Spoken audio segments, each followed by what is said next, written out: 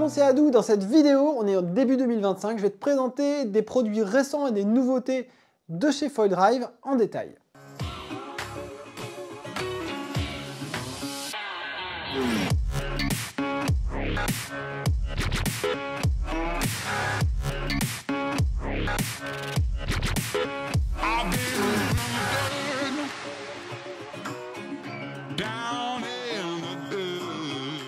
Alors la première chose, les moteurs. Les moteurs évoluent, on va maintenant avoir des moteurs évolutifs proposés avec des câbles interchangeables. Donc par défaut, ton kit Foil Drive, si tu achètes un Foil Drive complet en valisette, te sera livré avec un câble de 20 cm, mais tu peux dévisser la petite partie arrière et enlever le câble, remettre un câble plus long.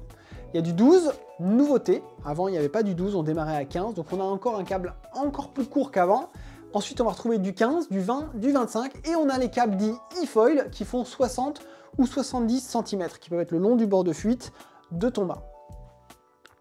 L'avantage, c'est que ces câbles, ils sont proposés aux alentours de 65 €. Donc là où avant, si tu avais un stator avec un câble de 25 et que tu progressais et tu voulais passer en 15, à part faire des grosses boucles pas du tout hydrodynamiques, tu étais un peu coincé. Il fallait que tu rachètes un stator et là, tu en avais pour environ 600 € si je dis pas de bêtises.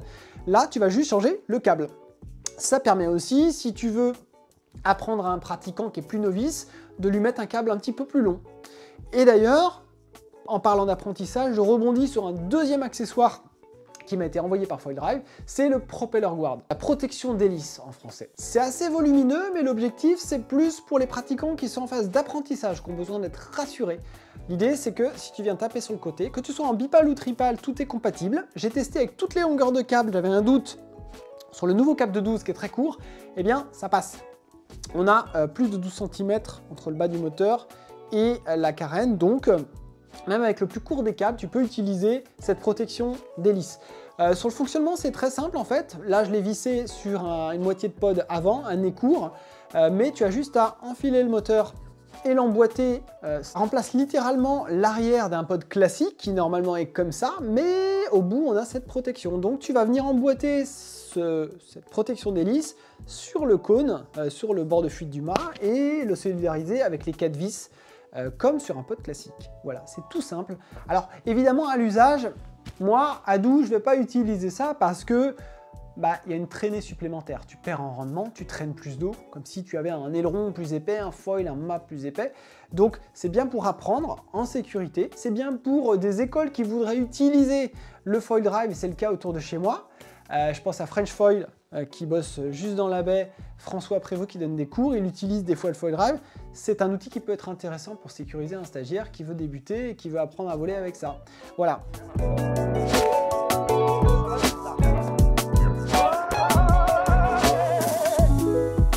Ensuite, je ne les ai pas avec moi, mais on a les batteries de voyage. Les batteries de voyage, elles vont être compatibles pour le Slim, pour le Max, il y a des modèles dédiés, au même titre que les batteries standards. On va avoir une autonomie assez proche, une puissance quasiment équivalente, mais elles sont segmentées. On va faire du Lego avec les batteries, on a des segments qu'on vient brancher à la queue leu-leu, qu'on met dans la boîte. L'intérêt, dans le Foil Drive plutôt, l'intérêt c'est quand tu voyages en avion, ça te fait des petites batteries qui rentrent dans la tolérance des compagnies de vol. Alors attention, vérifiez bien pour chaque compagnie leurs exigences spécifiques pour être sûr qu'il n'y a pas de surprise en arrivant à l'aéroport. Mais globalement, vous n'aurez plus de problème pour voyager sur la plupart des compagnies, là où c'était totalement impossible avec une batterie sport et encore plus avec une batterie power. Enfin, mise à jour de l'application. Et là, c'est super important pour deux choses. Alors la première chose qu'il y a, c'est il va y avoir une fonctionnalité dite alarme d'inactivité que tu peux régler 10, 15 minutes, 60 minutes. En gros, tu peux aussi la désactiver, c'est le cas actuellement. Quand tu n'utilises pas, par exemple, pendant 15 minutes ton Foil Drive, tu l'as laissé dans la bagnole après la session. Au bout de 15 minutes, le moteur va vibrer et va faire... Ça t'indique que tu n'as pas pensé à débrancher ta batterie après la session. C'est super important de le faire, de ne pas l'oublier, et quand tu l'oublies, cette alerte va te le rappeler. Quand ta batterie est vide, si tu laisses ton Foil Drive dans la voiture, le système va continuer à tirer du courant sur la batterie. Si tu es déjà à 2% ou avec une batterie quasiment vide à 0, tu vas provoquer une décharge profonde de ta batterie, et ça a été la cause au début du Gen 2 de beaucoup de problèmes de SAV parce que ça fusillait les batteries. Donc, débranchez toujours votre foil drive, votre batterie de votre foil drive après la session, dès que vous sortez de l'eau, enfin dans la bagnole, dans la voiture. Et je vous invite à activer cette alerte puisque ça vous permet de vous rappeler si la batterie est dans le foil drive ou pas. Petite précision sur l'alarme, c'est aussi une alarme maintenant de mise en activité, mise en tension. Quand tu branches la batterie, quelques secondes plus tard, tu as le moteur qui vibre.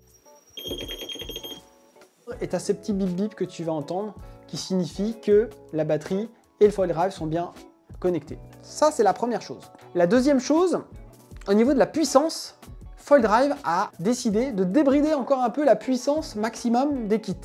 Alors concrètement, au niveau des settings, dans la partie boost, tu vas pouvoir augmenter la puissance du boost par rapport à avant et aussi augmenter la durée du boost en secondes. Au niveau du boost, en fait, tu vas pouvoir le paramétrer différemment et aller plus loin dans les settings. Si tu as une batterie max power, tu vas pouvoir monter jusqu'à 24%. Je crois que la limite, c'était 20% dans ces eaux-là avant. Et si tu es à 24%, tu auras un boost de 18 secondes, alors qu'avant, le boost était limité à 17 secondes. Si tu réduis un peu ces 24% à 20%, tu vas pouvoir avoir un boost qui va durer 22 secondes, ce qui est hyper long. Donc c'est un énorme extra de puissance pendant toute la durée d'un take-off qui serait un peu laborieux, ou si tu veux utiliser une toute petite planche et que tu as un gros gabarit par exemple. Alors moi j'ai fait le test avec ma batterie Sport, c'est celle que j'utilise le plus, que j'aime le mieux en termes de rapport poids, puissance, autonomie, ça me va très bien. Et sur la Sport, je passe de 17% de boost qui durait 12 secondes à un superbe 20% qui va durer 15 secondes. Donc plus de temps de boost à plus de puissance, donc on est gagnant sur tous les tableaux. Évidemment ça va consommer plus en batterie, donc il ne faut pas trop en abuser, mais en même temps, cet extra de boost pour certains gabarits va vous aider à moins traîner au take-off, faire des take-off qui vont durer moins longtemps, et on sait que là où on consomme le moins, c'est une fois qu'on est en vol sur le foil. Les phases de take-off étant les moments les plus énergivores pour le foil drive. Voilà, c'était tout pour cette petite vidéo et pour les nouveautés foil drive. Vous pouvez retrouver tous ces éléments sur le site officiel. Je vous invite à aller voir aussi les vidéos qui ont été faites sur ces updates de l'application, sur notamment les nouvelles batteries de voyage. D'ici là, je vous dis à plus, bon ride, bye bye.